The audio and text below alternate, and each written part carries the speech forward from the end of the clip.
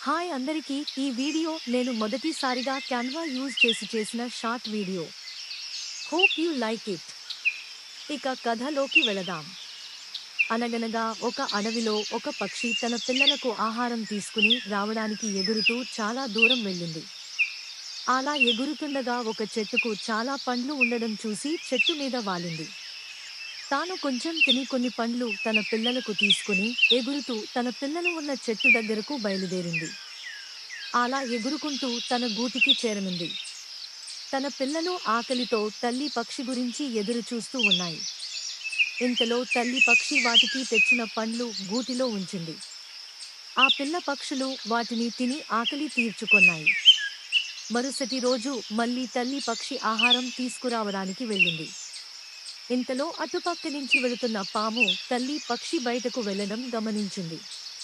పక్షి అలా వెళ్ళగానే పాము చెట్టుపైకి వెళ్లి గూటిలో ఉన్న పక్షి పిల్లలను ఒకటి ఒకటిగా మింగి అక్కడి నుంచి వెళ్ళిపోయింది.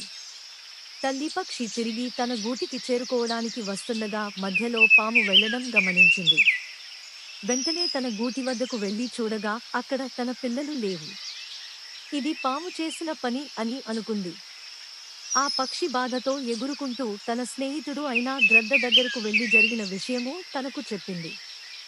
ఎట్లాగైనా తన పిల్లలను చంపినందుకు పగ తీర్చుకోవాలని తన స్నేహితుడు సహాయం కోరింది. అందుకు గ్రద్ద సరే అన్నది. ఇద్దరు కలిసి పాముని వెతుకుంటూ వెళ్ళాయి. ఇంతలో ఒక చెట్టు మీద పాము పడుకోవడం చూసి అక్కడి చేరుకున్నాయి. గ్రద్ద పాము దగ్గరకు వెళ్లి తన ముక్కుతో కదిలించింది. పాము క్రింద పడింది. గ్రద్ద పాముతో పోట్లాడి చంపింది. పక్షి అది చనిపోవడం చూసి చాలా ఆనందించింది. గ్రద్ద మరియు పక్షి అక్కడ నుంచి వెళ్ళిపోయాయి. పక్షి ఉన్న చోటికి గ్రద్ద వచ్చి కాసేపు పక్షిని ఓదార్చి అక్కడ నుంచి గ్రద్ద వెళ్ళిపోయింది. ఇక ఈ కథలో నీతి: ఆపదలో ఆదుకునేవాడే నిజమైన స్నేహితుడు.